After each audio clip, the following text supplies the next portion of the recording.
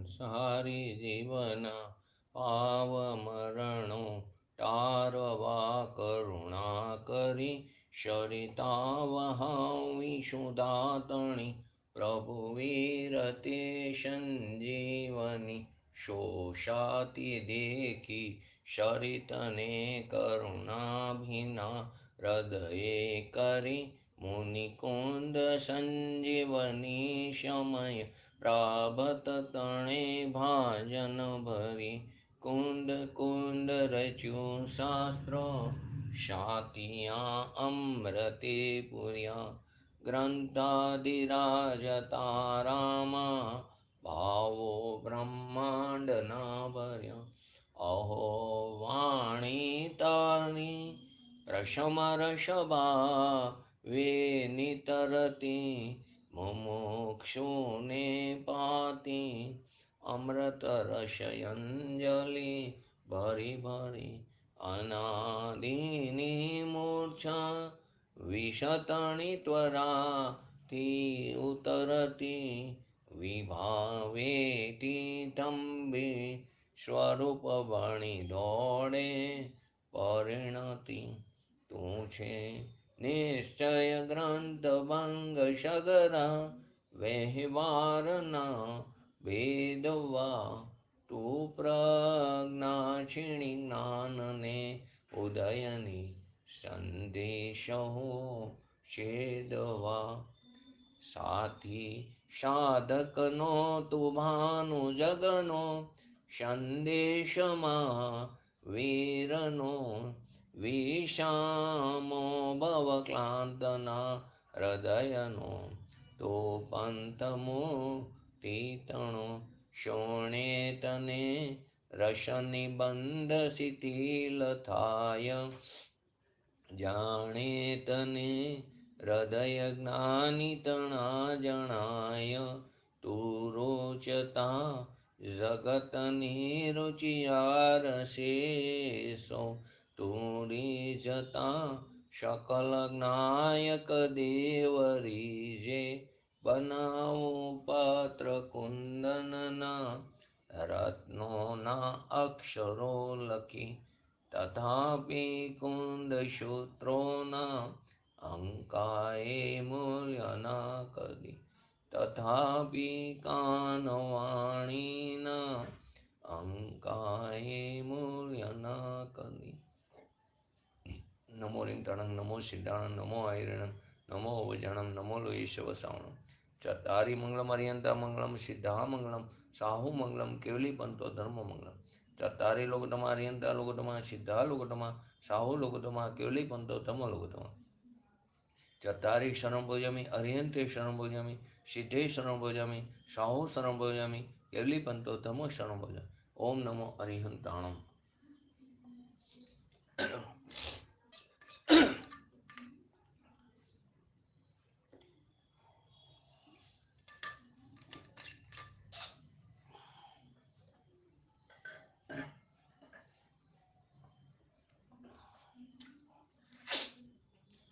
સમયસાર 14 નંબરની ગાથા એની અંદર પેલા ગાથાનું આપણે પઠન કરીએ. અબધ સ્પષ્ટ અનન્યને જે નિયત દેખે આત્મને અવિશેષ અણસંયુક્ત તેને શુદ્ધ નહીં તું જાણજે. એટલે કે જે નહીં આત્માને બંધ રહિત અને પરના સ્પર્શ રહિત અન્યત્વ રહિત ચલાચલતાથી રહિત વિશેષ રહિત તેમજ અન્યના સંયોગથી રહિત દેખે છે જાણે છે તેને હે શિષ્ય તું શુદ્ધ નહીં જાણ. એની અંદર આપણે છેલ્લે ષષ્ઠગુણ હાનિ વૃદ્ધિની વાત આવી હતી અને આત્માના આકારની વાત આવી હતી.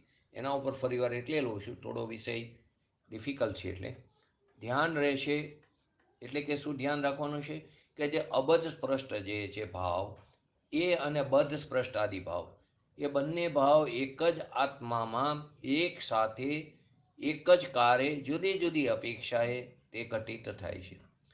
બદ્ધ સ્પષ્ટ આદિ ભાવ અને અબદ્ધ સ્પષ્ટ આદિ ભાવ આ બંને પ્રકારના જે પાંચ ભાવ છે તે એક જ આત્મામાં એક જ કાર્ય જુદી જુદી અપેક્ષાએ એક જ સાથે ઘટિત થાય છે.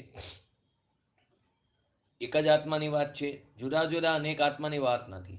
જે આત્મા જે સમયે અશુદ્ધ નહીંથી બદ્ધ સ્પષ્ટાદિ ભાવો સહિત દેખાય છે, તે જ આત્મા તે જ સમયે શુદ્ધ નહીંથી તે બદ્ધ સ્પષ્ટ અબદ્ધ સ્પષ્ટ આદિ ભાવોથી દેખાય છે, અથવા તો બદ્ધ સ્પષ્ટ આદિ ભાવોથી રહિત પણ હોય છે.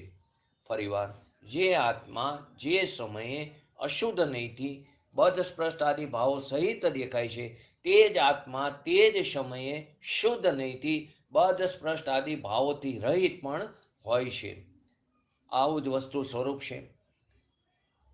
એની અંદર આપણે 5 વિશેષણો લીધા હતા. એ 5 વિશેષણોમાં પહેલું હતું જે અબજ સ્પષ્ટમાં એ વિશેષણ જે છે એનાથી આપણે સમજ્યા હતા, એમાં આત્માની પરથી ભિન્નતા બતાવે છે. એ શું બતાવે? પરથી ભિન્નતા બતાવે છે. જ્યારે આત્માનો પર સાથે કોઈ પણ પ્રકારનો સંબંધ જ નથી, તો કર્મોથી બંધાવવાની વાત જ ક્યાં આવે? એ વિશેષણ આત્માની પર સાથેની ભિન્નતા બતાવે છે. હવે પર સાથે કોઈ પણ પ્રકારનો સંબંધ જ ન હોય તો કર્મોથી બંધાવવાની વાત જ નથી રહેતી. એવી રીતે ભગવાન આત્મામાં સ્પર્શ નામનો પણ ગુણ નથી. એ તો કોનો છે? પૂતગલનો છે. તો ભગવાન આત્મામાં સ્પર્શ નામનો ગુણ જ નથી, તો એને કોઈ અડી પણ શકતું નથી. તો આગમમાં કર્મની બંધાવાની અને પરના સ્પર્શની જે વાત આવે છે આત્મખ્યાતિ ટીકામાં, તેની ભૂતાર્થતાની અપેક્ષા પણ આપણે સ્પષ્ટ કરી. અશોધનયથી જે વાત આત્મ સ્વભાવની સમીપ જઈને જોઈએ, જો આત્મ સ્વભાવની દ્રવ્ય સ્વભાવની સમીપ જઈને જોઈએ બંધનની વાત અને પરના સ્પર્શની વાત, તો તે એકદમ અભૂતાર્થ છે. પાણીની અંદર કમલીનું પત્ર જો ડૂબેલું જે છે, એનાથી આપણે આ ઉદાહરણથી આખી વાતને સમજાતા. કમલીનું પત્ર એટલે કે પાન પાણીમાં ડૂબેલું છે, તો પણ તે પોતાના વૃક્ષ સ્વભાવને કારણે જરા પણ ભીનું થતું નથી. તેવી જ રીતે ભગવાન આત્મા કર્મની વચ્ચે રહેલો હોવા છતાં પોતાના અબદ્ધ અને અસ્પર્શી સ્વભાવને કારણે કર્મથી કેવો છે? અબદ્ધ છે અને અસ્પર્શિત છે. જેવી રીતે કમલીનું પત્ર પાણીમાં ડૂબેલું હોવા છતાં તે પોતાના વૃક્ષ સ્વભાવને કારણે તે ભીનું થતું નથી. તેવી જ રીતે આત્મા કર્મોની વચ્ચે રહેતો હોવા છતાં પણ પોતાના અબદ્ધ સ્પર્શ એનો જે સ્વભાવ છે અબદ્ધ અને અસ્પર્શી, તેને કારણે તે કર્મથી અબદ્ધ અને અસ્પર્શી છે. આમાંથી આવો દ્રષ્ટિના વિષયભૂત જે પોતાનો ભગવાન આત્મા છે એને પરથી ભિન્ન સિદ્ધ કરવામાં આવ્યો છે. બીજું જે વિશેષણ હતું અનન્યનું, એ અનન્યના વિશેષણમાં શોધનીનો વિષયભૂત જે ભગવાન આત્મા જે છે તેને અનેક દ્રવ્ય પર્યાય, કઈ અસમાન જાતીય જે દ્રવ્ય પર્યાયો છે, નર નારકી આદિ જે 4 ગતિની જે પર્યાયો છે, એનાથી પણ તેને પાર બતાવ્યો છે. અસમાન જાતીય દ્રવ્ય પર્યાય, જેવી રીતે એમાં એક્ઝામ્પલ આપણે માટી અને માટીમાંથી બનેલો ઘડો, માટીમાંથી બનેલું શકોરું આદિ વાસણોના ઉદાહરણથી એવી વાત આપણે સ્પષ્ટ કરી હતી. ઘડો અને શકોરું બે કેવા છે? જુદા જુદા છે, અન્ય છે. ઘડો અને શકોરું અથવા તો રામપાત્રકો, તે બધા કેવા છે? અન્ય છે, જુદા જુદા છે. ઘડો તે શકોરું નથી અને શકોરું તે ઘડો નથી. તેમ છતાં જ્યારે પણ આપણે ઘડાને અને શકોરાને દ્રષ્ટિમાં ન લઈએ, પરંતુ જે માટીમાંથી તે બંને બનેલા છે તે માટીને દ્રષ્ટિમાં લઈએ, અથવા તો તે માટીના સ્વભાવની સમીપ જઈને જોઈએ, તો ઘડો પણ માટી જ છે અને શકોરું પણ શું છે? માટી જ છે. માટે તેઓ બંને કેવા છે? અન્ય નથી, પરંતુ કેવા છે? અનન્ય, એક જ છે. માટી અને માટીમાંથી બનેલું ઘડો અને શકોરું, તે ઘડો અને શકોરું એ બેની દ્રષ્ટિથી જોઈએ તો ઘડો તે શકોરું નથી, શકોરું તે ઘડો નથી, બંને અન્ય છે. પરંતુ ઘડો અને શકોરું જે માટીમાંથી બન્યા છે તે માટીના સ્વભાવની સમીપ જઈને જોઈએ તો ઘડો તે પણ માટી જ છે અને શકોરું તે પણ માટી જ છે. માટે તે અન્ય નથી, પરંતુ કેવા છે? અનન્ય છે. એવી જ રીતે મનુષ્ય અને નારકી અન્ય જુદા જુદા છે. મનુષ્ય તે નારકી નથી, નારકી તે મનુષ્ય નથી. તેમ છતાં જ્યારે આપણે મનુષ્ય અને નારકી પર્યાયને દ્રષ્ટિમાં ન લઈએ, તે જે આત્માની જે પર્યાય છે, આ બંને જે આત્માની તે પર્યાય છે, તે સર્વ પર્યાયોમાં વ્યાપેલા આત્માને સ્વભાવની સમીપ જઈને જોઈએ તે જે બે પર્યાય જે છે મનુષ્ય અને નારકી, મનુષ્ય તે નારકી નથી, નારકી તે મનુષ્ય નથી, તો મનુષ્ય અને નારકી પર્યાયોને દ્રષ્ટિમાં ન લેતા જે આત્માની તે પર્યાય છે તે સર્વ પર્યાયોમાં વ્યાપેલા એકાકાર આત્માને જોઈએ તો મનુષ્ય પણ આત્મા છે અને નારકી પણ શું છે? આત્મા છે. તે અન્ય નથી, પરંતુ કેવા છે? અનન્ય એક જ છે. જો પર્યાયની દ્રષ્ટિએ જોઈએ તો આપણે એ વખતે મહાવીર સ્વામી ભગવાનનું ઉદાહરણ લીધું હતું. તો પર્યાયની દ્રષ્ટિથી જોઈએ તો મારીચી અન્ય છે અને મહાવીર સ્વામી પણ કેવા છે? અન્ય છે. મારીચીનું ચારિત્ર જોઈને આપણને તેના પ્રત્યે અશ્રદ્ધા થાય છે. મહાવીરનું ચારિત્ર જોઈને આપણને એમના પ્રત્યે શ્રદ્ધા થાય છે. મારીચી પ્રત્યે દ્વેષ થાય છે, મહાવીર પ્રત્યે રાગ થાય છે. પરંતુ જ્યારે આપણું ધ્યાન મારીચી અને મહાવીરની પર્યાય ઉપર નથી જતું અને એ બંને પર્યાયોમાં શરંગ રૂપે જે વિદ્યમાન પોતાનો ભગવાન આત્મા છે એની તરફ જો જાય છે તો આપણને નથી અશ્રદ્ધા પણ થતી અને નથી શ્રદ્ધા પણ થતી. નથી ત્યાં રાગ પણ થતો, નથી દ્વેષ પણ નથી થતો. તે સામ્ય ભાવ રહેશે. તે એક જ વિતરાગ ભાવ ત્યાં પ્રવર્તે છે. માટે આત્માને નર નારક આદિ પર્યાયોમાં વિભક્ત ન કરીને, એટલે કે અન્ય દેખો તે વિતરાગ ભાવ માટે યોગ્ય નથી, પરંતુ નર નારક આદિ પર્યાયોમાં સમાનપણે રહેલો એવો અનન્ય એક રૂપે જે પોતાનો ભગવાન આત્મા જે છે તે જ વિતરાગ ભાવ માટે, એ જ રીતે જુઓ તે વિતરાગ ભાવ માટે યોગ્ય છે. ત્રીજું વિશેષણ લીધું હતું નિયત. નિયત વિશેષણ દ્વારા શું સ્પષ્ટ કર્યું હતું કે શુદ્ધ નયના વિષયભૂત ભગવાન આત્માના, શુદ્ધ નયનો વિષયભૂત જે ભગવાન આત્મા છે તે ભગવાન આત્મામાં અથવા તો દ્રષ્ટિના વિષયમાં ષષ્ઠ ગુણ હાનિ વૃદ્ધિ રૂપી પર્યાયો તથા નિરંતર વધુ ઘટવું જે એનો સ્વભાવ છે એવો અવશમિક ભાવ, એવો ક્ષાયોક્ષમિક ભાવ, એવો ક્ષાયિક ભાવ એ પર્યાયો પણ નથી. તેને આપણે સમુદ્રના ઉદાહરણથી પણ સ્પષ્ટ કર્યું હતું.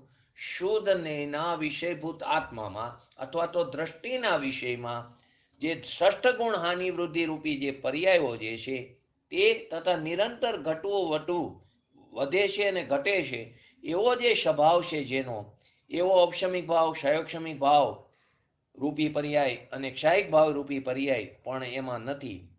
તો કે સમુદ્રમાં જેમ ભરતી ઓટ આવે છે ને તો તેમાં પણ વૃદ્ધિ હાનિ તો થાય છે, તેમ છતાં પણ સમુદ્ર પોતાની મર્યાદાને ક્યારે છોડતો નથી, પોતાના સ્વચતુષ્યને તે છોડતો નથી. જો સમુદ્ર પોતાની મર્યાદાને છોડવા લાગે તો લોકમાં શું થઈ છે? પ્રલય થઈ જશે. એની નજીકમાં જે કોઈ નગરો શહેરો વૈસા હોય તે બધા નાશ પામશે, હાહાકાર મચી જશે. જો સમુદ્રમાં પૂર આવવા લાગે તો બધું પાણી શહેરમાં આવી જશે. પરંતુ સૌને સમુદ્રના આ સ્વભાવની સારી રીતે ખબર છે કે તે પોતાની મર્યાદાને ક્યારેય છોડતો નથી. તેથી બધા કેવા રહે છે? નિશ્ચિંત રહે છે. તેઓ સારી રીતે જાણે છે કે સમુદ્ર વધે પણ છે, ઘટે પણ છે, પરંતુ પોતાની મર્યાદામાં જ રહે છે. તે ભલે વધતો હોય, ઘટતો હોય, પરંતુ તે પોતાની મર્યાદા ક્યારેય છોડતો નથી. માટે ચિંતાની કોઈ વાત નથી. સમુદ્રના નિયત સ્વભાવના ભરોસાને કારણે, સમુદ્રના જે આ પોતાનો નિયત સ્વભાવ છે તે નિયત સ્વભાવના ભરોસાને કારણે સમુદ્રના કિનારે બધા નગરો શહેરો વસેલા છે. સમુદ્રમાં ભરતી ઓટ આવે છે, પરંતુ તે નગરે શહેર, એના કિનારે જે નગર શહેર વસેલા છે, લોકો જાણે છે કે સમુદ્રમાં ભલે ભરતી ઓટ આવે પરંતુ તે પોતાની મર્યાદાને ક્યારે ઉલ્લંઘન કરતો નથી, તે પોતાના સ્વભાવને છોડતો નથી. તેથી તે નિશ્ચિંત છે. એના નિયત સ્વભાવના ભરોસાને કારણે જે ભરતી ઓટ આવે છે ને એ એનો અનિયત સ્વભાવ છે. તે એના નિયત સ્વભાવના ભરોસાને કારણે સમુદ્રના કિનારે શહેરો નગરો વસે છે. જેમ સમુદ્રમાં આવતી જે ભરતી અને ઓટ એ તરફથી જો સમુદ્રને જોઈએ, એ દ્રષ્ટિથી જો સમુદ્રને જોઈએ તો સમુદ્ર ઘટે પણ છે અને વધે પણ છે. તે તેનું ઘટવું અને વધવું એ દ્રષ્ટિએ ભૂતાર્થ છે. આપણે તે દ્રષ્ટિથી જોઈ, ભરતી ઓટની દ્રષ્ટિથી જોઈ તો સમુદ્રમાં ભરતી વખતે વધવાપણું છે અને ઓટ વખતે ઘટવાપણું છે. તો સમુદ્રનું આવું ઘટવું અને વધવું એ દ્રષ્ટિએ ભૂતાર્થ છે. ભરતી ઓટની દ્રષ્ટિએ જોઈએ તો સત્યાર્થ છે. કારણ કે દ્રષ્ટિથી સમુદ્રનો સ્વભાવ અનિયત છે. કેમ કે એ દ્રષ્ટિથી જોયું ને, તો એ દ્રષ્ટિથી સમુદ્રનો સ્વભાવ કેવો છે? અનિયત જ છે, એમાં ભરતી પણ આવે છે, ઓટ પણ આવે છે. તેમ છતાં જો સમુદ્રના નિયત સ્વભાવથી એની સમીપ જઈને જોઈએ તો તે કદી ક્યારે ઘટતું પણ નથી અને ક્યારે વધતું પણ નથી. સમુદ્રના નિયત સ્વભાવની દ્રષ્ટિથી જોઈએ તો એમાં વધવાપણું પણ નથી અને ઘટવાપણું પણ નથી. હંમેશા પોતાની મર્યાદામાં જ રહેશે, માટે તે નિયત જ છે, અનિયત નથી. એ દ્રષ્ટિએ તેનું અનિયતપણું તે કેવું છે? અભૂતાર્થ છે, અસત્યાર્થ છે. હવે આને આપણે આત્મા ઉપર લઈએ. દ્રવ્ય હોવાથી આત્મા પણ શું છે? એક દ્રવ્ય છે. તો દ્રવ્ય હોવાથી આત્મામાં ષષ્ઠ ગુણ હાનિ વૃદ્ધિ રૂપી પર્યાય થાય છે. જેમ સમુદ્રમાં ભરતી અને ઓટ આવે છે ને, તેમ આત્મા પણ એક દ્રવ્ય છે. તો તેમાં ષષ્ઠ ગુણ હાનિ વૃદ્ધિ રૂપી પર્યાયો થાય છે. અને ઔપશમિક ભાવ, ક્ષાયિક ભાવ અને ક્ષાયિક ભાવ રૂપી ક્ષાયોક્ષમિક ભાવ રૂપી પર્યાયો પણ છે. તેની અંદર ષષ્ઠ ગુણ હાનિ વૃદ્ધિ રૂપી પર્યાય પણ છે. તે સિવાય ઔપશમિક ભાવ, ક્ષાયિક ભાવ અને ક્ષાયોક્ષમિક ભાવ રૂપી પર્યાયો છે. આ પર્યાયો તરફથી જોતા આત્મામાં પણ વધવાપણું છે અને ઘટવાપણું પણ છે. એ પર્યાય દ્રષ્ટિથી જોઈએ, જેવી રીતે આપણે ઓલી ભરતી ઓટની દ્રષ્ટિથી જોયું હતું ને, તેમ આમાં પર્યાય દ્રષ્ટિથી જોઈએ તો આત્મા પણ વધે પણ છે અને ઘટે પણ છે. આત્મા વધે પણ છે અને ઘટે પણ છે. માટે આત્મા કેવો છે?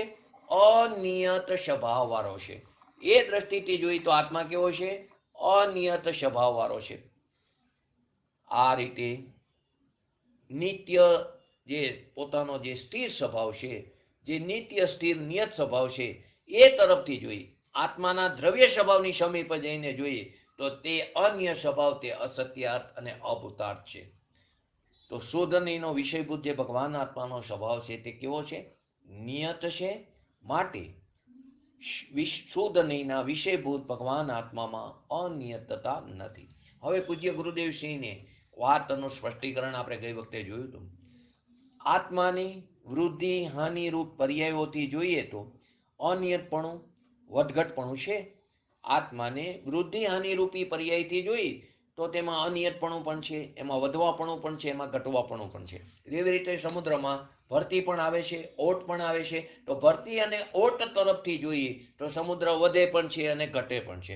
પરંતુ સમુદ્રનો જે નિયત સ્વભાવ છે એ દ્રષ્ટિથી જોઈએ તો સમુદ્રમાં વધવાપણું પણ નથી અને ઘટવાપણું પણ નથી. સમુદ્ર પોતાની મર્યાદા ક્યારે છોડતો નથી. તેવી જ રીતે આત્માને વૃદ્ધિ હાનિ રૂપ પર્યાયથી જોઈએ તો તેમાં અનિયતપણું, વધવાપણું, ઘટવાપણું છે. જ્ઞાનની પર્યાયમાં જ એમાં હીનતા અને અધિકતા થાય છે. જ્ઞાનની જે પર્યાય છે એ પર્યાયમાં જ હીનપણું અને અધિકપણું થાય છે. કોઈ સમયે આપણને નવપૂર્વનો ક્ષયોક્ષમ પણ જોવા મળે છે. આપણે અનંતવાર નવપૂર્વ અને 11 અંગનું જ્ઞાન કર્યું તો નવપૂર્વનો ક્ષયોક્ષમ પણ પ્રગટવો જ્ઞાનની એવી પર્યાય છે. અને કોઈ સમયે અક્ષરના અનંતમાં ભાગ જેટલું પર્યાય સમાસ જ્ઞાન હોય. નિગોદના જીવમાં અક્ષરના અનંતમાં ભાગ જેટલું પર્યાય સમાસ જ્ઞાન હોય છે. તો એ સમયે જ્ઞાનનો ક્ષયોક્ષમ એટલો જોવા મળે છે. જેવી રીતે આપણે બટેટા, લસણ, કંદમૂળ આદિ જે છે નિગોદના જીવો કે જેની અંદર એના એક નિગોદિયા શરીરની અંદર અનંતા જીવ છે. એ એક એક શરીરમાં આજ સુધી જેટલા સિદ્ધ થયા, અનાદિકાળથી અત્યાર સુધીમાં 6 મહિના અને 8 સમયમાં 608 જીવ થઈ રહ્યા છે. અનાદિકાળથી અત્યાર સુધીમાં જેટલી પણ સિદ્ધ રાશિ થઈ એના કરતા અનંત ગુણા જીવો એક કટકીમાં છે. એવા નિગોદની જીવોની પર્યાયમાં અક્ષરના અનંતમાં ભાગ જેટલો જ્ઞાનનો વિકાસ છે. એ આપણે ઓટની હારેલો અને નવપૂર્વનો ક્ષયોક્ષમ છે તે ભરતી હારેલો. તો તેમાંથી કોઈ પણ જીવ ત્યાંથી બહાર નીકળીને, આપણે પણ ત્યાંથી જ બહાર નીકળ્યા છીએ, તો ત્યાંથી કોઈ જીવ બહાર નીકળીને મનુષ્ય થઈને દ્રવ્યલિંગી સાધુ થાય અને પર્યાયમાં નવપૂર્વની લબ્ધિ એટલે કે ક્ષયોક્ષમ જ્ઞાન પણ પ્રગટ કરે છે. તો આ રીતે આત્મામાં પણ આવી વૃદ્ધિ હાનિરૂપી પર્યાય ભેદોથી જોવાતા અનિયતપણું કેવું છે? સત્યાર્થ છે, ભૂતાર્થ છે. વ્યવહાર નીતિ પર્યાયમાં હાનિ વૃદ્ધિ થાય છે. વ્યવહારથી કહી શકાય પર્યાયમાં હાનિ થાય અને વૃદ્ધિ થાય, એ સત્ય છે. તેમ છતાં જે નિશ્ચયથી એટલે કે નિત્ય સ્વભાવની સમીપ જઈને જોઈ, એટલે કે ઉત્પાદ વહી રહિત એવો જે પોતાનો આત્મ સ્વભાવ છે એની સમીપ જઈને અનુભવ કરી તો અનિયતપણો, અભૂતાર્થ અને અસત્યાર્થ છે. એવા આત્મ સ્વભાવમાં વૃદ્ધિ પણ નથી અને હાનિ પણ નથી. આત્મા સ્વભાવમાં વૃદ્ધિ પણ નથી, હાનિ પણ નથી. ઉત્પાદ વ્યયમાં વૃદ્ધિ હાનિ ભલે હો, આત્મ સ્વભાવમાં વૃદ્ધિ હાનિ નથી. ઉત્પાદ વ્યયમાં એટલે કે પર્યાયમાં વૃદ્ધિ હાનિ ભલે હોય, પરંતુ આત્મ સ્વભાવમાં વૃદ્ધિ હાનિ નથી. સમુદ્રની પાણીની સપાટી જે ઉપર જાય છે, નીચે આવે છે, તે પર્યાયમાં વધવાપણું ઘટવાપણું છે. સમુદ્ર તો સ્થિરનો સ્થિર જ છે. તો કે ઉત્પાદ વ્યયમાં વૃદ્ધિ હાનિ ભલે હો, પર્યાયમાં કેવળ જ્ઞાન હોય તો ધ્રુવ સ્વભાવમાં કાંઈ ઘટતું નથી. પર્યાયમાં કેવળ જ્ઞાન પ્રગટ થયું હોય અને શાદી અનંતકાળ સુધી એવી અનંતી કેવળ જ્ઞાનની પર્યાય નીકળે સ્વભાવમાંથી, તો સ્વભાવમાં કંઈ ઘટવાપણું થતું નથી.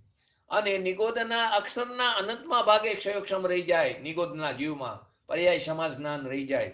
તેથી નિત્ય ધ્રુવ સ્વભાવમાં કોઈ વધવાપણું નથી થતું. ભલે પર્યાયમાં હીનપણું અને અધિકપણું હોય તો પણ વસ્તુ તો કેવી છે? જેવી છે તેવી ને તેવી છે. માટે કેવી છે? ધ્રુવ સ્વભાવ જ રહેશે. તો અહીં તો વિષય ચાલે છે કે આત્માની જ્ઞાન, દર્શન, વીર્ય, સુખ આદિ પર્યાયોમાં એકપણું નથી. એમાં શું થાય છે? હાનિ વૃદ્ધિ થાય છે. પર્યાયના લક્ષથી જોઈએ તો હાનિ વૃદ્ધિ સત્યાર્થ છે, પરંતુ પર્યાયના લક્ષથી ત્રિકારી આત્માની પ્રાપ્તિ નથી થતી, માટે અનુભવમાં આવતો નથી. માટે આત્માના સમ્યક શ્રદ્ધા જ્ઞાનથી ત્રિકારી શુદ્ધ જ્ઞાયકનો અનુભવ એનું લક્ષ કરતા શુદ્ધ જ્ઞાયકનો અનુભવ થાય છે. એટલે પૂજ્ય ગુરુદેવશ્રીનું જે કથન છે તેની અંદર આત્માના શ્રદ્ધા, જ્ઞાન, ચારિત્ર, સુખ, વીર્ય આદિ ગુણોની ઔપશમિક, ક્ષાયોક્ષમિક અને ક્ષાયિક ભાવરૂપી પર્યાયમાં જે વૃદ્ધિ હાનિ થાય છે, પરિવાર આત્માના શ્રદ્ધા, જ્ઞાન, ચારિત્ર, સુખ, વીર્ય આદિ ગુણોની ઔપશમિક, ક્ષાયોક્ષમિક અને ક્ષાયિક ભાવરૂપ પર્યાયોમાં જે વૃદ્ધિ હાનિ થાય છે, શુદ્ધ નયના વિષયમાં તેનો નિષેધ કરવામાં આવ્યો છે. શુદ્ધ નયનો વિષય કોણ છે? પોતાનો ભગવાન આત્મા. તો એની સમીપ જઈને જોઈએ તો એ અસત્યાતભૂતાર્થ છે. તો શુદ્ધ નયના વિષયમાં તેનો નિષેધ કરવામાં આવ્યો છે. બીજી રીતે કહીએ તો ઔપશમિક આદિ જે પર્યાય છે તે પર્યાયનો નિષેધ કર્યો છે. ષષ્ઠ ગુણ હાનિ વૃદ્ધિનો નિષેધ પંડિત જયચંદજી છાબડાના ભાવાર્થની અંદર આ સ્પષ્ટ કરીને બતાવ્યો છે. એમાં શું કીધું છે? શક્તિના અવિભાગ પ્રતિછેદ. શક્તિના અવિભાગ પ્રતિછેદ એ અંશ ઘટે પણ છે અને વધે પણ છે. જે શક્તિનો નાનામાં નાનો અંશ શું છે? અવિભાગ પ્રતિછેદ. દ્રવ્યનો, ક્ષેત્રનો, કારનો અને ભાવનો. તો ભાવનો નાનામાં નાનો અંશ કે જે શક્તિનો નાનામાં નાનો અંશ અવિભાગ પ્રતિછેદ, તે ઘટે પણ છે અને વધે પણ છે. એ વસ્તુ સ્વભાવ છે. તેથી તે નિત્ય નિયત એક રૂપે દેખાતો નથી. માટે પૂજ્ય ગુરુદેવશ્રી બતાવે છે કે શક્તિના અવિભાગ પ્રતિછેદ એટલે અંશ ઘટે પણ છે અને વધે પણ છે. જ્ઞાનાદિક પર્યાયમાં હીનપણું પણ આવે છે, અધિકપણું પણ થાય છે. પર્યાયમાં હીનતા થવી, પર્યાયમાં અધિકતા થવી એ પર્યાયનો સ્વભાવ છે. પર્યાયમાં હીનતા થવી, પર્યાયમાં અધિકતા થવી એ પર્યાયનો સ્વભાવ છે. તેથી નિત્ય નિયત એક રૂપે દેખાતો નથી. માટે તે નિત્ય નિયત એક રૂપે આત્મા દેખાતો નથી. શક્તિના અવિભાગ પ્રતિષેધોનું વધવુંપણું, ઘટવુંપણું ષષ્ઠ ગુણ હાનિ વૃદ્ધિ રૂપિત થાય છે. શક્તિના જે અવિભાગ પ્રતિષેધ છે એનો વધવુંપણું, એનું ઘટવુંપણું ષષ્ઠ ગુણ હાનિ વૃદ્ધિ રૂપે થાય છે. માટે શુદ્ધ નયના વિષયમાં ષષ્ઠ ગુણ હાનિ વૃદ્ધિ રૂપ પર્યાય પણ આવતી નથી. ફરીવાર શક્તિના અવિભાગ પ્રતિષેધનું ઘટવાપણું અને વધવાપણું ષષ્ઠ ગુણ હાનિ વૃદ્ધિ રૂપી થાય છે. એનાથી શું સિદ્ધ થયું કે શુદ્ધ નયનો વિષય જે છે પોતાનો પરંપરાણમિક ભગવાન આત્મા, એમાં ષષ્ઠ ગુણ હાનિ વૃદ્ધિ રૂપી પર્યાય જ આવતી નથી. એની અંદર ફરીવાર સમજાવે છે પ્રશ્ન કરીને કે આ ષષ્ઠ ગુણ હાનિ વૃદ્ધિ શું છે, અને જેનો નિષેધ શુદ્ધ નયના વિષયભૂત ભગવાન આત્મામાં નિયત વિશેષણના માધ્યમથી કરવામાં આવ્યો છે. ત્રીજું વિશેષણ. પહેલું શું લીધું આપણે? અબધ સ્પષ્ટ વાળું વિશેષણ. બીજું લીધું, બોલો, બીજું કયું લીધું? અનન્ય અથવા તો અન્યથી રહિત, અનન્યત્વ. અને ત્રીજું વિશેષણ નિયત. તો નિયત વિશેષણના માધ્યમથી એનો નિષેધ કરવામાં આવ્યો છે.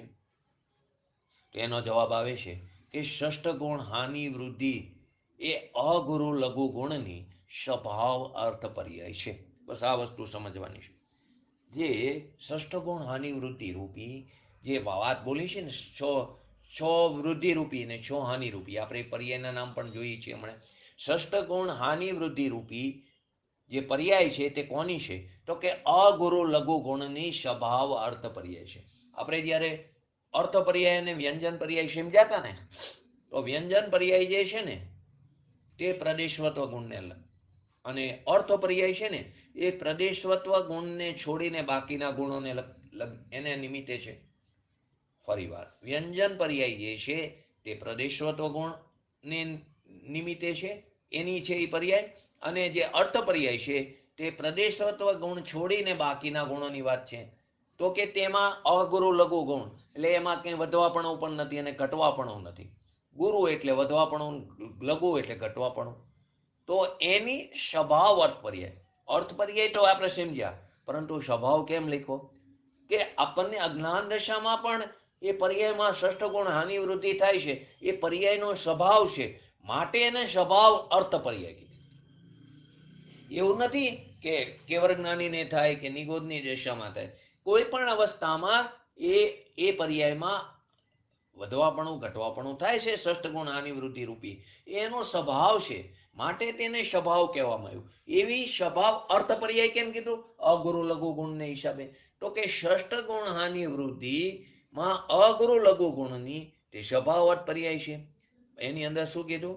અગુરુ લઘુ ગુણનું પરિણમન સ્વાભાવિક અર્થ પર્યાય છે. અગુરુ લઘુ ગુણ જે છે એનું પરિણમન થઈ રહ્યું છે હર સમય, તો એ સ્વાભાવિક અર્થ પર્યાય છે. એ પર્યાય 12 પ્રકારની છે. 6 વૃદ્ધિ રૂપે અને 6 હાનિ રૂપે. એ પર્યાય કેટલા રૂપે છે? 12 પ્રકારની. એમાં 6 પર્યાય કેવી રીતે છે? વૃદ્ધિ રૂપે. અને 6 પર્યાય કેવી છે? હાનિ રૂપે છે. તો એ 6 પર્યાયના નામ બોલો તો જયંતિભાઈ. પેલી વૃદ્ધિની 6 પર્યાય બોલો.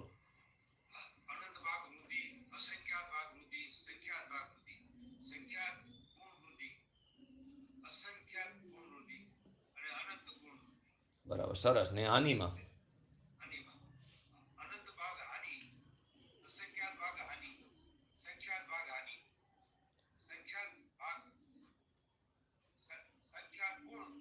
બરાબર. બરાબર. એટલે જો 6 વૃદ્ધિ રૂપી પર્યાય. તો કઈ એ 6 વૃદ્ધિ રૂપી? અનંત ભાગ વૃદ્ધિ, અસંખ્યાત ભાગ વૃદ્ધિ, સંખ્યાત ભાગ વૃદ્ધિ. અનંત, અસંખ્યાત ને સંખ્યાત. તો પેલા ભાગની વાત છે. અનંત ભાગ વૃદ્ધિ, અસંખ્યાત ભાગ વૃદ્ધિ, સંખ્યાત ભાગ વૃદ્ધિ. પછી ગુણની વાત છે. સંખ્યાત ગુણ વૃદ્ધિ, અસંખ્યાત ગુણ વૃદ્ધિ અને અનંત ગુણ વૃદ્ધિ. એવી જ રીતે હાનિમાં અનંત ભાગ હાનિ, અસંખ્યાત ભાગ હાનિ, સંખ્યાત ભાગ હાનિ. એવી જ રીતે સંખ્યાત ગુણ હાનિ, અસંખ્યાત ગુણ હાનિ અને અનંત ગુણ હાનિ. આ રીતે 6 હાનિ રૂપે પર્યાય અને 6 વૃદ્ધિ રૂપે પર્યાય છે. પ્રત્યેક દ્રવ્યમાં આગમ પ્રમાણથી સિદ્ધ છે અનંત અવિભાગ પ્રતિષેધ દ્વારા અગુરુ લઘુ ગણનો સ્વીકાર કર્યો છે. એમાં 6 પર્યાય જેના 6 સ્થાન કેવા છે? તે 6 સ્થાન વૃદ્ધિ રૂપે છે અને 6 સ્થાન હાનિ રૂપે છે. હવે એમાં એક પ્રશ્ન થયો હતો કે ઔપશમિક ભાવોમાં કર્મનો ઉપશમ નિમિત્ત રૂપે છે, ક્ષાયોક્ષમિક ભાવમાં કર્મનો ક્ષયોક્ષમ નિમિત્ત રૂપે છે, ક્ષાયિક ભાવમાં કર્મનો ક્ષય નિમિત્ત રૂપે છે, ઔદયિક ભાવમાં કર્મનો ઉદય નિમિત્ત રૂપે છે. જે 5 ભાવ છે ને, 5 ભાવની અંદર ઔપશમિક ભાવમાં કર્મનો ઉપશમ નિમિત્ત રૂપે છે, ક્ષાયોક્ષમિક ભાવમાં કર્મનો ક્ષયોક્ષમ નિમિત્ત રૂપે છે, ક્ષાયિક ભાવમાં કર્મનો ક્ષય નિમિત્ત રૂપે છે, ઔદયિક ભાવમાં કર્મનો ઉદય નિમિત્ત રૂપે છે. આપણે વાત જેની ચાલે છે? સમુદ્રના ભરતી ઓટ ઉપરથી આત્મામાં ષષ્ઠ ગુણ હાનિ વૃદ્ધિ રૂપે પર્યાય. કાલે મને ખ્યાલ કે નિકુંજભાઈ હતા હેમંતભાઈના સ્વાધ્યાયમાં, ત્યાં ષષ્ઠ ગુણ હાનિ વૃદ્ધિ પર્યાયનો શબ્દનો નામ આવ્યું હતું. એવું તો નિકુંજભાઈ? નિકુંજભાઈ, કાલે હેમંતભાઈના સ્વાધ્યાયમાં ષષ્ઠ ગુણ હાનિ વૃદ્ધિ રૂપી પર્યાયનું નામ આવ્યું હતું. તરત જ મને સ્ટ્રાઇક થઈ કે આપણે પણ આ ચાલી રહ્યો છે આ વિષય. તો તો કે ષષ્ઠગુણ હાનિ વૃદ્ધિ રૂપી પર્યાયને સમજી રહ્યા છીએ. તો કે અહીં વાત જે છે ઔપશમિક જે પરિભાવ છે, ઔપશમિક ભાવમાં કર્મનો ઉપશમ નિમિત્ત છે, ક્ષાયોક્ષમિક ભાવમાં કર્મનો ક્ષયોક્ષમ નિમિત્ત છે, ક્ષાયિક ભાવમાં કર્મનો ક્ષય નિમિત્ત છે, ઔદૈિક ભાવમાં કર્મનો ઉદય નિમિત્ત છે. માટે શુદ્ધ નહીંના વિષયમાં એમના નિષેધની વાત તો સમજમાં આવે છે. શુદ્ધ નહીંનો વિષય કોણ છે? પોતાનો ભગવાન આત્મા. પરમ શુદ્ધ નહીંનો વિષય પોતાનો ભગવાન આત્મા. એમાં એમના નિષેધની વાત તો આપણને સમજમાં આવી. પરંતુ આ જે ષષ્ઠગુણ હાનિ વૃદ્ધિ રૂપી જે પર્યાય જે છે એ તો સ્વભાવર્થ પર્યાયની આપણે વાત કરી. અગુરુ લઘુગુણની સ્વભાવર્થ પર્યાય છે. એમાં તો કોઈ કર્મ નિમિત્ત નથી બનતો. તો પછી એ તો એક સહજ પરિણમન છે. તો પછી શુદ્ધ નહીંના વિષયમાં એના નિષેધની શું આવશ્યકતા? પરિવાર પ્રશ્ન શું છે?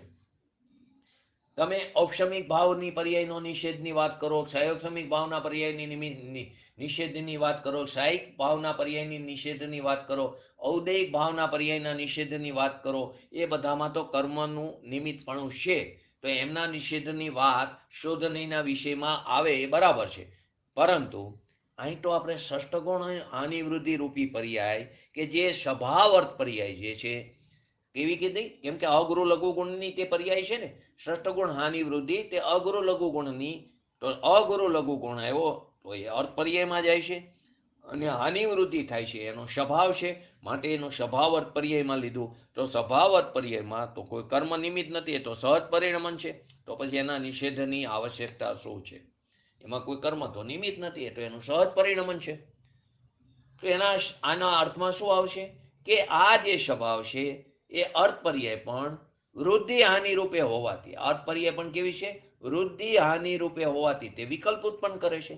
તે પર્યાય વૃદ્ધિ રૂપે થાય, હાનિ રૂપે થાય. એમાં પણ આપણે બે એક્ઝામ્પલ લીધા.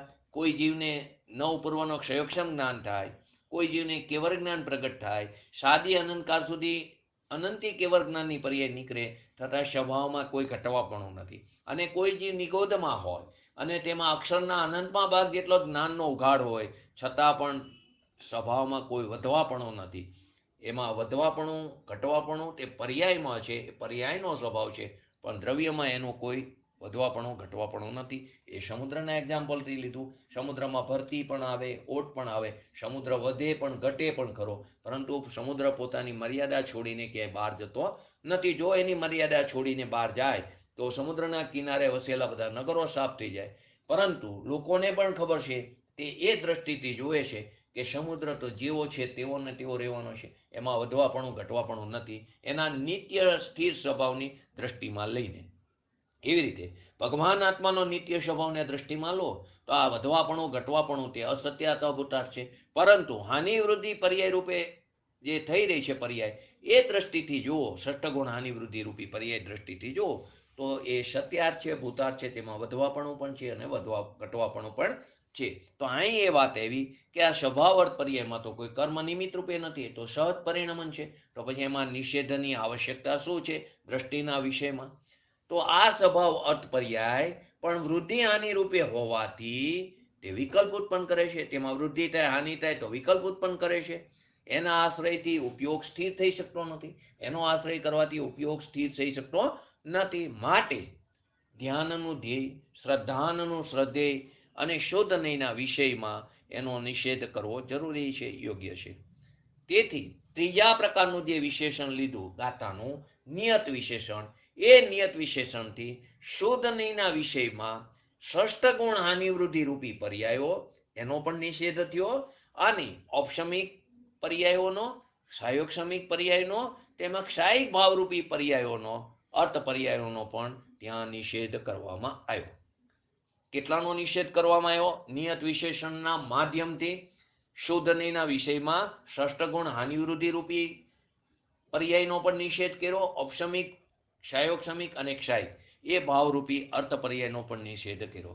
આના ઉપરથી નવો પ્રશ્ન થયો. જ્યારે નિયત વિશેષણથી ઔપશમિક, ક્ષાયોક્ષમિક તેમજ ક્ષાયિક ભાવરૂપી પર્યાયનો તો નિષેધ કર્યો, તો પછી સાથે ઔદૈિક ભાવરૂપી અર્થ પર્યાયનો નિષેધ કેમ ન કર્યો? કેમ કે ચાર ભાવની વાત આવી. ઔદૈહિક ભાવમાં કર્મનો ઉદય નિમિત્ત રૂપે છે, એનો પણ નિષેધ થાય છે.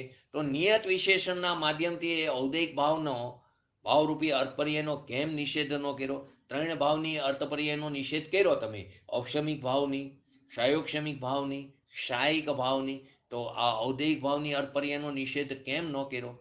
એનો નિષેધ 5મા નંબરનું જે વિશેષણ છે અસંયુક્ત વિશેષણ, એ અસંયુક્ત વિશેષણ દ્વારા કરવામાં આવી. ત્યાં અહીં એના નિષેધની જરૂર નથી. બીજું જે કરષ્ટિકા જે છે, જો જયચંદજી છાબડાનો ભાવાર્થમાં અલગ અપેક્ષાથી વાત બતાવી છે, અને કરષ્ટિકાની અંદર અસંખ્યાત પ્રદેશ સંબંધી આત્મા કેવો છે? અસંખ્યાત પ્રદેશી છે. એ અસંખ્યાત પ્રદેશ સંબંધી એ સંકોચ અને વિસ્તાર રૂપનું એનું પરિણમન, એનું નામ અનિયત ભાવ કીધો છે. એનું નામ અનિયત ભાવ કીધો. અહીં ષષ્ઠકોણ હાનિ વૃદ્ધિને અનિયત ભાવ કીધો. અહીંયા શું કીધું? કરષ્ટિકામાં અસંખ્યાત પ્રદેશી જે આત્મા છે એનો સંકોચ થાય, એનો જે વિસ્તાર થાય, એના એ વિસ્તારનું પરિણમન, એનું નામ અનિયત ભાવ કીધો છે. પ્રદેશોમાં સંકોચપણું, વિસ્તારપણું તો નર નારક આદિ પર્યાયમાં વ્યંજન પર્યાયમાં થાય છે. નર નરક આદિ જે પર્યાય છે એની વ્યંજન પર્યાયમાં થાય છે. પ્રદેશવત ગુણની હે ને વ્યંજન, તો એ એની વ્યંજન પર્યાયમાં થાય છે. એ જ કારણે પ્રદેશવત્વ ગુણના વિકારને વ્યંજન પર્યાય કહેવામાં આવ્યું છે. પ્રદેશમાં સંકોચપણું, વિસ્તારપણું તે નર નારક આદિ જે પર્યાય જે છે એની વ્યંજન પર્યાયમાં થાય છે. એ જ કારણે પ્રદેશવત્વ ગુણના વિકારને વ્યંજન પર્યાય કહેવામાં આવ્યું. એમનો નિષેધ અનન્ય વિશેષણની અંદર થઈ ગયો. આપણે જે બીજું વિશેષણ જોયું ને, નર નારક આદિ પર્યાય, નારકી તે મનુષ્ય નથી, મનુષ્ય તે નારકી નથી, પણ નારકી અને મનુષ્ય બેને પર્યાય દ્રષ્ટિથી જોવો તો બે અન્ય છે. તે સત્યાર્થ અને ભૂતાર્થ છે. પરંતુ નારકી અને મનુષ્યમાં રહેલા વિદ્યમાન આત્મા, એ આત્મ સ્વભાવની સમીપે જઈને જુઓ તો નારકી અને મનુષ્ય તે બંને અન્ય નથી, તે અનન્ય છે, એક છે. કેમ કે આત્મા તો એક જ છે. તો કે ત્યાં તેનો જે નિષેધ જે છે તે અનન્ય વિશેષણની અંદર કરાયો છે. માટે કરષ્ટિકામાં જે બતાવ્યું છે પ્રદેશ ભેદના નિષેધના રૂપમાં લેવામાં આવ્યો છે. ત્યાં પ્રદેશ ભેદમાં તો આત્માના ક્ષેત્ર સંબંધી એક બીજી વાત પણ આપણે આજ સમજવાની છે કે આત્માનો કોઈ સુનિશ્ચિત આકાર તો છે નહીં. આજ મેં પોસ્ટમાં જ લખ્યું હતું, બે વસ્તુ સમજવાની, એક આત્માનો આકાર અને એક ષષ્ઠ ગુણ હાનિ વૃદ્ધિ રૂપી પર્યાય. તો એની વાત આપણે સમજી લીધી. 6 ગુણ 6 પર્યાય વૃદ્ધિ રૂપે છે અને 6 પર્યાય હાનિ રૂપે છે. બોલો હવે, યાદ રહ્યો તો સંગીતાબેન નામ બોલો, એકવાર બોલી જાઓ. 12 પ્રકારની વૃદ્ધિ હાનિ રૂપી પર્યાય છે. 6 પર્યાય વૃદ્ધિ રૂપે છે, 6 પર્યાય હાનિ રૂપે છે. બોલો, એકવાર નામ બોલી જાઓ. સંગીતાબેન નામ યાદ રહ્યા હોય તો. યાદ રહેવું છે.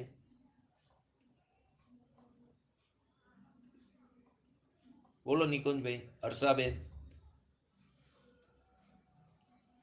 બોલો, જયંતિભાઈ ફરીવાર.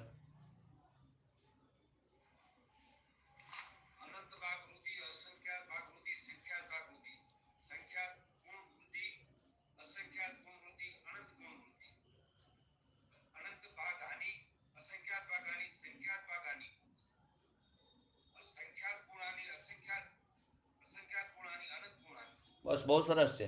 અનંત પહેલો ભાગ લો, અનંત ભાગ વૃદ્ધિ, અસંખ્યાત ભાગ વૃદ્ધિ અને સંખ્યાત ભાગ વૃદ્ધિ. પછી ગુણ લો, સંખ્યાત ઉપર સંખ્યાત જ લો, સંખ્યાત ગુણ વૃદ્ધિ, અસંખ્યાત ગુણ વૃદ્ધિ, અનંત ગુણ વૃદ્ધિ. એવી રીતે હાનિમાં આવે છો. તો આવી રીતે 12 પર્યાયની આપણે વાત સમજ્યા. હવે વાત આવે છે આત્માના આકારની. તો આત્માનો કોઈ સુનિશ્ચિત આકાર નથી. દરેક જે દ્રવ્ય જે છે તેને આકાર તો હોય. કોઈ જીવ આકાર વગરનો નથી. કોઈ જીવ આકાર વગરનો તો છે નહીં. પરમાણુનો પણ આકાર છે. બોલો, પરમાણુનો આકાર કયો છે? પરમાણુનો આકાર કયો? દ્રવ્ય ગુણ પર્યાયમાં આવી ગયો. આપણે ઈંટ જેવો લંબચોરસ. પરમાણુનો આકાર કેવો છે? ઈંટ જેવો લંબચોરસ છે. દરેક દ્રવ્યને આકાર તો હોય છે. આત્માનો કોઈ સુનિશ્ચિત આકાર તો છે નહીં. કેમ કે જીનાગમની અંદર બતાવ્યું છે કે તે વ્યવહારથી કેવો છે? દેહ પ્રમાણ છે. જે દેહ મળ્યો એ પ્રકારનો આત્માનો આકાર છે. વ્યવહારથી કેવો છે? દેહ પ્રમાણ. કોઈ મચ્છરનો જીવ હોય તો તેમાં એનો જે દેહ છે તે પ્રમાણેનો આકાર છે. કોઈ કીડીનો હોય, કોઈ નિગોદનો જીવ હોય, કોઈ સ્વયંભૂ નામનો જે સમુદ્ર છે એમાં જે પંચમ ગુણસ્થાન વર્તી જે તિર્યાંચ છે સમ્યક દ્રષ્ટિ, તે એનો કેવું છે, એનો આકાર ઘણો મોટો છે ને, તો એ પ્રમાણે એનો આત્માનો આકાર છે. તો વ્યવહારથી કેવો છે, દેહ પ્રમાણ છે. વ્યવહારથી દેહ પ્રમાણ છે. અને નિશ્ચયથી એનો આકાર કેવો કીધો છે આત્માનો, અસંખ્ય પ્રદેશી.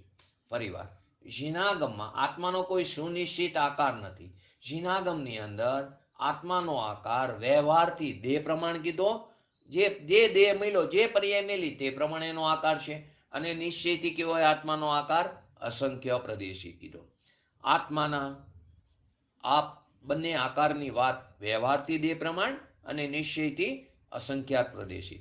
વ્યવહારનેથી આ જીવ સમુદ્રઘાત સિવાય સંકોચ વિસ્તારને કારણે પોતાના નાના કે મોટા જે શરીર મળ્યું છે તે શરીર પ્રમાણ રહે છે.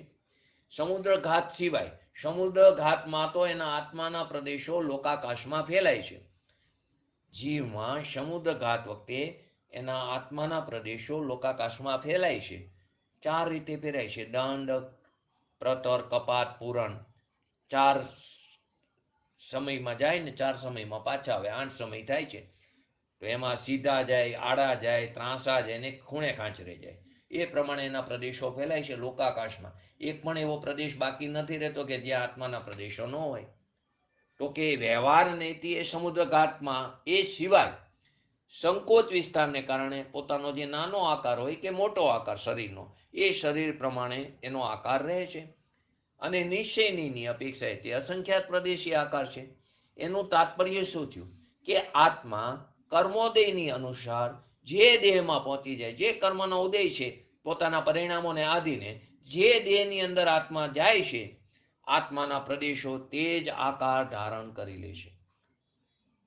આત્મા કર્મના ઉદયને અનુસાર જે દેહની અંદર જાય છે આત્માના પ્રદેશો તે જ આકાર ધારણ કરી લે છે.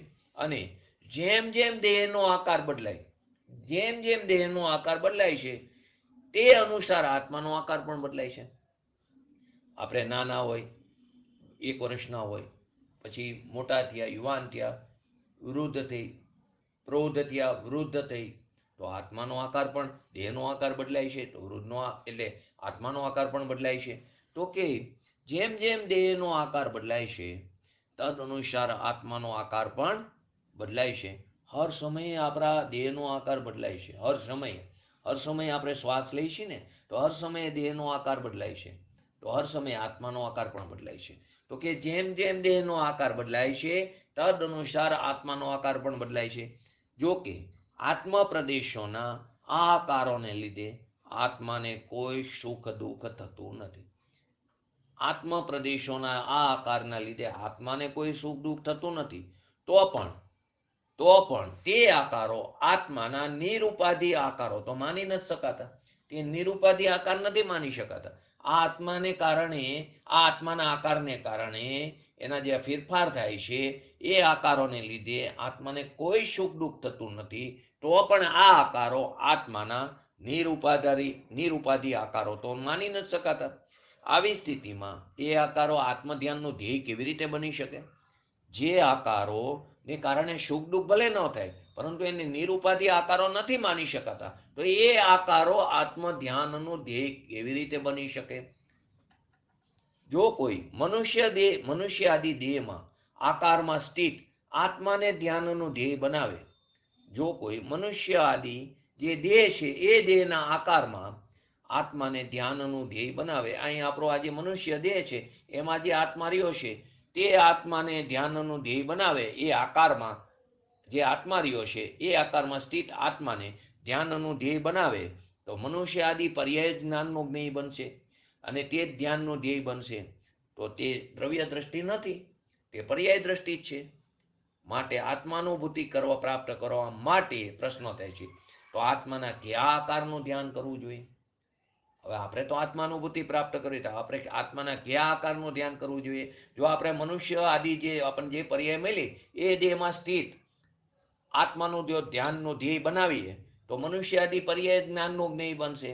એ તો પર્યાય દ્રષ્ટિથી એ દ્રવ્ય દૃષ્ટિ નથી, તો આત્માનુભૂતિ નહીં થાય. તો આત્માનુભૂતિ પ્રાપ્ત કરવા માટે આપણે કયા આત્માના કયા આકારનું આપણે ધ્યાન કરવું જોઈએ. બીજી વાત એ મેં તમને અત્યારે કીધી કે મનુષ્ય આકારની વાત કરી એમાં એ તો સ્થૂળ વાત છે, પરંતુ આપણે હાલતા ચાલતા શ્વાસ લઈએ છીએ. એ હાલતા ચાલતા શ્વાસ લેતા મનુષ્યના દેહના આકારો પણ દિવસની અંદર હજારો વાર બદલાય છે. આપણા આકાર દિવસની અંદર હજારો, આપણા ક્ષયોક્ષમ જ્ઞાનમાં પકડી નથી શકાતું, પરંતુ હજારો વાર આકારો બદલાય છે. એ પ્રમાણે આત્માનો આકાર પણ બદલાય છે, કેમ કે વ્યવહારથી કેવો છે, દેહ પ્રમાણ છે. આવી સ્થિતિમાં મનુષ્ય આદિના દેહના કયો આકાર ધ્યાનનો ધ્યેય બને? 1000 વખત આકાર બદલાય છે. હવે આપણે એમાંથી કયા આકારને ધ્યાનનો ધ્યેય બનાવીએ? પ્રશ્ન આ છે.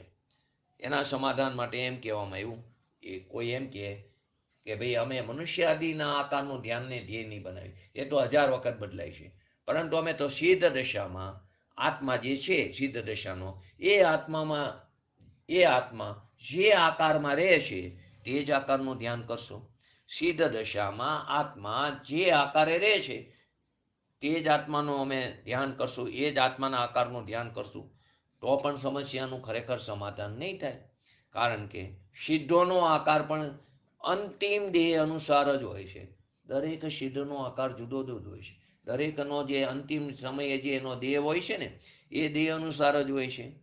અંતિમ દેહથી એનો આકાર કેવો હોય છે? કિંચિત ન્યૂનતમ હોય છે, થોડો નાનો અંતિમ દેહથી. કોઈનો 500 ધનુષ હોય, હાઈટ વાળા ચોથા કારનો હોય કોઈ જીવ, સ્ટાર્ટિંગમાં તો 500 ધનુષ હોય. મહાવીર સ્વામી ભગવાન હતા એ 7 ફૂટ હતા.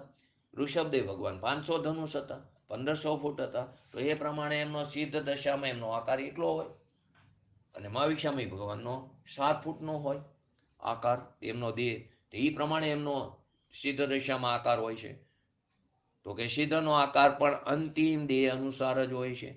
અંતિમ દેહથી કિંચિત ન્યૂનતમ હોય છે. નિર્વાણ પામતી વખતે, જે કોઈ જીવ નિર્વાણ પામે, તે નિર્વાણ પામતી વખતે અંતિમ સમયે દેહનો જે આકાર હશે, સિદ્ધ દશામાં પણ કિંચિત ન્યૂનપણે તે જ આકાર હશે. આ શાસ્ત્રોનું વચન છે. જે જીવ નિર્વાણ પામે છે, તો નિર્વાણ પામતી વખતે અંતિમ સમયે દેહનો જે આકાર હશે તે જ આકાર સિદ્ધ દશામાં કિંચિત ન્યૂનપણે એ આકાર હશે. હવે આ આકાર પણ આત્માનો નિરુપાધિ આકાર તો રહ્યો નહીં. હા, એ પણ બધાનો અલગ અલગ છે, તો નિરુપાધિ આકાર તો નથી. એ પણ એક બીજી રીતે છે કે આ એક રીતે તો તે દેહાકાર જ છે, માટે દેહાકારના ધ્યાનથી સાધ્યની સિદ્ધિ નથી થતી. આ આકાર પણ એક રીતે તો દેહાકાર જ છે, તો દેહાકારના ધ્યાનથી સાધ્યની સિદ્ધિ નથી થતી. હવે બીજી વસ્તુ, ચરમ દેહની અંતિમ સ્થિતિ હોય, જ્યારે જીવ નિર્વાણ પામે છે, તો એની અંતિમ સ્થિતિ પદ્માસન પણ હોય અને ખડગાસન પણ હોય. એની અંતિમ સ્થિતિ કેવી હોય? પદ્માસન વાળી પણ હોય અને ખડગાસન વાળી પણ હોય. હવે એ બંનેમાંથી કોઈ પણ એક રૂપમાં એની અંતિમ સ્થિતિ હોઈ શકે. આવી સ્થિતિમાં આપણે કયા આત્માનું ધ્યાન કરશું? આત્માના કયા આકારનું ધ્યાન કરશું? ખડગાસન વાળા કે પદ્માસન વાળા? અંતિમ સ્થિતિ એ કોઈને ખડગાસન હોય, કોઈને પદ્માસન હોય. એનું બેમાંથી કોઈ પણ રૂપ હોઈ શકે. હવે આપણે એમાંથી આત્માના કયા આકારનું ધ્યાન કરશું, પદ્માસન કે ખડગાસનનું? એક સાથે બંનેનું ધ્યાન તો સંભવ નથી. ને આપણને અત્યારે એ ખબર પણ નથી કે જ્યારે આપણો મોક્ષ થશે ત્યારે આપણે કયો આકાર હશે, પદ્માસન હશે કે ખડગાસન હશે, એ તો અત્યારે આપણને ખબર નથી. હવે આવી સ્થિતિમાં આપણે કયા આકારના આત્માનું ધ્યાન કરશું? જો કોઈ એમ કહે કે આપણે સિદ્ધોના આકારનું ધ્યાન કરશું, જે અત્યાર સુધીમાં સિદ્ધ થઈ શકાશે, જે અત્યાર સુધીમાં અનાદિકાળથી અત્યાર સુધીમાં જે જીવો સિદ્ધ થઈ ચૂક્યા છે, એના આકારનું ધ્યાન કરશું. જો એમ કહેવામાં આવે તો તે ધ્યાન તો અન્ય પદ્રવ્યનું થયું. તે ધ્યાન કોનું થયું? અન્ય પદ્રવ્યનું થયું. સ્વયંનું તો થયું નહીં. અન્યના ધ્યાનથી તો કર્મનો નાશ નથી થતો, ધર્મ પણ નથી થતો, કર્મનો પણ નાશ નથી થતો. શુભ ભાવ થઈ શકે, પુણ્ય પણ બંધાઈ શકે, પરંતુ કર્મનો નાશ થઈને પરમાનંદની પ્રાપ્તિ થતી નથી. કર્મનો નાશ નથી થતો, ધર્મ પણ નથી થતો. કદાચ પુણ્ય થાય, કશાયની મંદતા હોય તો પુણ્ય પણ બંધાય, શુભ ભાવ પણ થાય, પરંતુ પરમાનંદની પ્રાપ્તિ થતી નથી, કર્મનો નાશ થતો નથી. આવી સ્થિતિમાં સમસ્યા એ છે કે આખરે આપણે ધ્યાનમાં ભગવાન આત્માને કયા આકારને લેવો જોઈએ? આપણે ધ્યાનમાં ભગવાન આત્માના કયા આકારને ધ્યાનમાં લેવો જોઈએ? તો અહીં વાત શું આવશે કે ધ્યાનનું ધ્યેય, શ્રદ્ધાનનું શ્રદ્ધેય, શુદ્ધનીનું જ્ઞેય અને દ્રષ્ટિનો વિષય આત્મા સાકાર નથી, અનાકાર છે. ફરીવાર, ખરેખર શ્રદ્ધા ધ્યાનનું ધ્યેય લો, શ્રદ્ધાનનું શ્રદ્ધેય લો, શુદ્ધનીનું જ્ઞેય લો અને દ્રષ્ટિનો વિષય જે પોતાનો પરમ પ્રાણામિક ભગવાન આત્મા છે એ સાકાર નથી, પરંતુ કેવો છે? અનાકાર છે. આ અનાકાર આત્મા નિશ્ચય નહીંથી અસંખ્ય પ્રદેશી કહેવાય છે. આ અનાકાર આત્મા નિશ્ચય નહીંથી અસંખ્ય પ્રદેશી કહેવાય છે. એને કોઈ આકારવાળો નથી કીધો. કેવો કીધો? નિશ્ચય નહીંથી અસંખ્ય પ્રદેશી કીધો છે. જ્યારે પણ આત્માના આકારની ચર્ચા થાય ત્યારે કહેવાય છે કે આત્મા વ્યવહારથી દેહ પ્રમાણ અને નિશ્ચયથી અસંખ્ય પ્રદેશી. માટે દ્રષ્ટિના વિષયમાં આત્માનો કોઈ આકાર આવતો નથી. દ્રષ્ટિના વિષયમાં આત્માનો કોઈ આકાર આવતો નથી, ખાલી આનંદનો અનુભવ થાય છે. જ્યારે આત્માનુભૂતિ થાય એટલે કે દ્રષ્ટિના વિષયમાં આત્માનો કોઈ આકાર આવતો નથી, અનુભવના કારમાં એટલે કે આત્માનુભૂતિ થાય ત્યારે આત્માનો કોઈ આકાર નથી આવતો, ખાલી શું થાય છે? આનંદનો અનુભવ થાય છે. માટે ટોડરમલજી સાહેબે રહસ્યપૂર્ણ ચિઠ્ઠીમાં બતાવ્યું છે કે આત્માનુભૂતિમાં પ્રદેશો પ્રત્યક્ષ થતા નથી. આત્માનુભૂતિ થાય, અનુભવના કારમાં પ્રદેશો પ્રત્યક્ષ નથી થતા, અનુભવ પ્રત્યક્ષ થાય છે. ટોડરમલજી સાહેબે રહસ્યપૂર્ણ ચિઠ્ઠીમાં લખ્યું છે કે આત્માનુભૂતિમાં પ્રદેશો પ્રત્યક્ષ નથી થતા, અનુભવ પ્રત્યક્ષ થાય છે. જે લોકો એમ કહે છે, છેલ્લે એક વાત લઈને આપણે પૂરું કરી, કે કોઈ લોકો એમ કહે કે અમને ઘણીવાર ઝબકારો થાય છે, લીસોટો દેખાય છે, ચમકારો થાય છે, કોઈ આકાર અંદર દેખાય છે. કોઈ એમ કહે કે અમને આત્માનો સાક્ષાત્કાર થયો અને તે અમુક આકારમાં તે અમને દેખાયો. તો આ વાત ગંભીરતાથી વિચાર કરવા જેવો છે. કેમ કે અનુભૂતિમાં તો અસંખ્ય પ્રદેશી અખંડ આત્મા જ અનુભવમાં આવે છે. અનુભૂતિમાં અનુભવના કાળમાં તો અસંખ્ય પ્રદેશી અખંડ આત્મા જ અનુભવમાં આવે છે. એમાં કોઈ આકાર દેખાતો નથી, એ તો અનાકાર દેખાય છે. કોઈ પ્રકાશ પણ નથી દેખાતો. ઘણા કે ને અમને લીસોટો તેજ દેખાય છે, કંઈક ચમકારો દેખાય છે. ખરેખર તો બીજી રીતે લઈ તો કે એ સમ્યક દર્શન હશે કે નહીં? ઘણા આવો પ્રશ્ન થાય. તો કે પહેલું તો સમ્યક દર્શન હોય તો તને તારા ભાવસ્વરૂપ જ્ઞાનમાં એનું વેદન થાય. એ તો થયું, તને હજી તને જ નથી ખ્યાલ, તો એ સમ્યક દર્શન ન હોય. બીજી વસ્તુ કે જે પ્રકાશની વાત કરે છે તો કે એને અનુભવના કાળમાં કોઈ પ્રકાશ દેખાતો નથી. કેમ કે પ્રકાશ જે છે એ તો પૂતગલની પર્યાય છે. પ્રકાશ કોની પર્યાય છે? પૂતગલની પર્યાય છે. અને આકાર કોનો હોય છે? દેહાદિનો હોય છે. આકાર દેહાદિનો હોય છે અને પ્રકાશ છે તે પૂતગલની પર્યાય છે. માટે અનુભૂતિમાં પ્રકાશ અને આકાર દેખાવાની જે વાત છે તે કપોર કલ્પિત કહેવામાં આવી છે. ફરીવાર, કોઈ એમ કહે છે કે અમને આત્માનો સાક્ષાત્કાર થયો, અમને અમુક પ્રકારનો આકાર દેખાણો, તો કે અનુભૂતિમાં તો અસંખ્ય પ્રદેશી આત્મા જ અનુભવમાં આવે છે, અખંડ આત્મા જ આવે છે. એમાં કોઈ આકાર દેખાતો નથી, એ તો નિરાકારી છે. એમાં કોઈ પ્રકાશ પણ નથી દેખાતો, કેમ કે પ્રકાશ છે તે પૂતગલની પર્યાય છે અને આકાર છે તે દેહ આદિનો હોય છે આકાર. માટે અનુભૂતિમાં પ્રકાશ અને આકાર દેખાવાની જે કોઈ વાત કરે છે તે કપોર કલ્પિત છે. આપણે આ ત્રણ વિશેષણ સમજ્યા. ચોથું એક આ સમજી લે, અનન્ય વિશેષણ. ચોથું અવિશેષ વિશેષણ. બીજું અનન્ય સમજ્યા, ત્રીજું નિયત સમજ્યા, પહેલું અબજ સ્પષ્ટ. હવે ચોથું અવિશેષ વિશેષણથી શુદ્ધ નહીંના વિષયભૂત જે ભગવાન આત્મા છે એને ગુણ ભેદથી ભિન્ન બતાવવામાં આવ્યું. અહીં શું બતાવવામાં? ગુણ ભેદથી ભિન્ન બતાવવામાં આવ્યો. એમાં આપણે સોનાનું ઉદાહરણ લીધું હતું. સોનાને સોનાના વિદ્યમાન ગુણો તરફથી જો જોવામાં આવે તો સોનામાં પીરાશ છે, ચરકાટ છે, ભારેપણું છે. ગુણો તરફથી જોઈએ તો તે સત્યાર્થ છે, ભૂતાર્થ છે. પરંતુ જેમાં સર્વ વિશેષો વિલય પામી ગયા છે એવા સોનાના શુદ્ધ સ્વભાવ તરફથી જોઈએ તો સોનું સોનું જ છે. પીરું, ચીકણું આદિ એની અંદર કાંઈ પણ નથી. એવી જ રીતે જ્ઞાન, દર્શન, ચારિત્ર આદિ ગુણો તરફથી જોઈએ તો ભગવાન આત્મામાં જ્ઞાન પણ છે, દર્શન પણ છે, ચારિત્ર પણ છે. પરંતુ જેમાં સર્વ વિશેષો વિલય પામી ગયા છે એવા ભગવાન આત્માના સ્વભાવની સમીપે જઈને જોઈએ તો આત્મામાં દર્શન નથી, જ્ઞાન નથી, ચારિત્ર નથી. આત્મા તો આત્મા જ છે. આ કઈ ગાથામાં આવી ગયો? આપણે એનું વિસ્તારથી આખી વાત આવી ગઈ છે. બોલો બોલો, કઈ ગાથા આવી? સમયસારની આપણે 14મી ગાથા ચાલે છે. તો અત્યાર સુધીમાં જે ગાથા ચાલી એમાંથી જ આવ્યું છે. બોલો કઈ ગાથા? બોલો જયંતિભાઈ, કઈ ગાથા? બોલો કઈ ગાથાની વાત છે? બોલીશ એટલે ખ્યાલ આવી જશે. 7મી ગાથા કઈ હતી? ચારિત્ર દર્શન જ્ઞાન પણ વ્યવહાર કથને જ્ઞાનીને. ચારિત્ર નહીં, દર્શન નહીં, નહીં જ્ઞાન. નાયક કેવો છે? શુદ્ધ છે. ચારિત્ર દર્શન જ્ઞાન પણ વ્યવહાર કથને જ્ઞાનીને. ચારિત્ર નહીં, દર્શન નહીં, નહીં જ્ઞાન. નાયક શુદ્ધ છે. તો આ અવિશેષ જે વિશેષણ છે એના માધ્યમથી શું કીધું કે આત્મા ગુણ ભેદથી પણ કેવો છે? તેને ભિન્ન બતાવવામાં આવ્યો છે.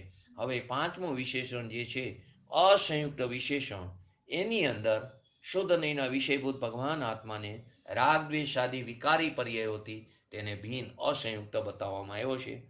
એને ગરમ પાણીના ઉદાહરણથી આપણે સમજ્યા હતા. એની વિશેષ વાત આવતા શુક્રવારે આપણે સમયસારના વિષયમાં લેશું. 5મું વિશેષણ અને પછી એ સમજ્યા પછી પૂજ્ય ગુરુદેવશ્રીના પ્રવચનોના આધારે આપણે 14મી ગાથાને સમજશું. ખાસ તો મારે ષષ્ઠ ગુણ હાનિવૃદ્ધિ રૂપી પર્યાય એની વાત સમજાવી હતી અને આત્માના આકારની વાત સમજવી હતી. એને આપણે આજ સમજ્યા. તો આપણે આવા કોઈ ભ્રમમાં ન રહેવું. આપણને આપણો આત્મા સમ્યક દર્શનને આવવું હોય ત્યારે આવે, કેવળ જ્ઞાનને આવવું હોય ત્યારે આવે. મને તો મારો આત્મા જેવો છે તેવા આત્માની પર્યાયની અંદર રચના થાય, બસ એવી ભાવના ભાવીને આપણે આપણા સ્વભાવનો પુરુષાર્થ, ઉગ્ર પુરુષાર્થ કરીને આપણે પર્યાયમાં શીઘ્ર ને શીઘ્ર વિતરાગતા પ્રાપ્ત કરી એવી પરમ વિરલ ભાવના સાથે આજનું વ્યક્તિત્વ પૂરું કરું છું. જય જિનેન્દ્ર. ગઈકાલે એક પોસ્ટ લખી હતી.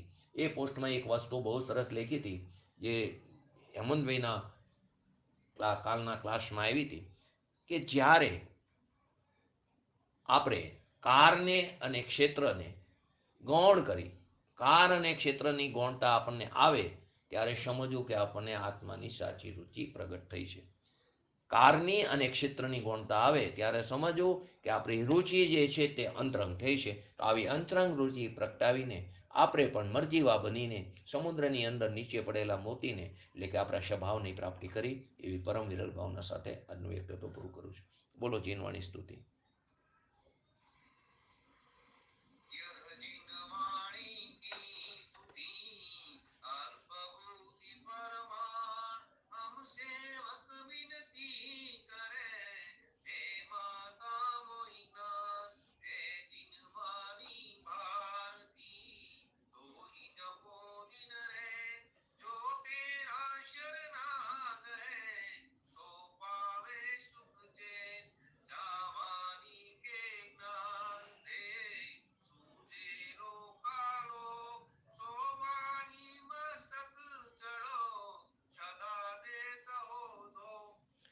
નમો લિંગટાણંગ નમો સિદ્ધાણંગ નમો આયરણમ નમો ઓજાણમ નમો લોહિષ્વ સવણમ. ચત્તારી મંગલમ અરિયંતા મંગલમ સિદ્ધા મંગલમ શાહુ મંગલમ કેવલી પંતો ધર્મ મંગલમ. ચત્તારી લુગતમા અરિયંતા લુગતમા સિદ્ધા લુગતમા શાહુ લુગતમા કેવલી પંતો ધર્મ લુગતમા. ચત્તારી શરણ ભોજામી અરિયંતે શરણ ભોજામી સિદ્ધે શરણ ભોજામી શાહુ શરણ ભોજામી કેવલી પંતો ધર્મ શરણ ભોજામી. બોલીએ શ્રી પંચ પરમેષ્ઠી ભગવંતોનો જય હો. બોલીએ શ્રી જીનવાણી માતનો જય હો. બોલીએ શ્રી પરમ પૂજ્ય પરમ ઉપકારી સદગુરુ દેવનો જય હો. બોલીએ શ્રી પ્રસમમૂર્તિ ભગવતી માતનો જય હો. બોલીએ શ્રી સનાતન જૈન દિગંબર ધર્મનો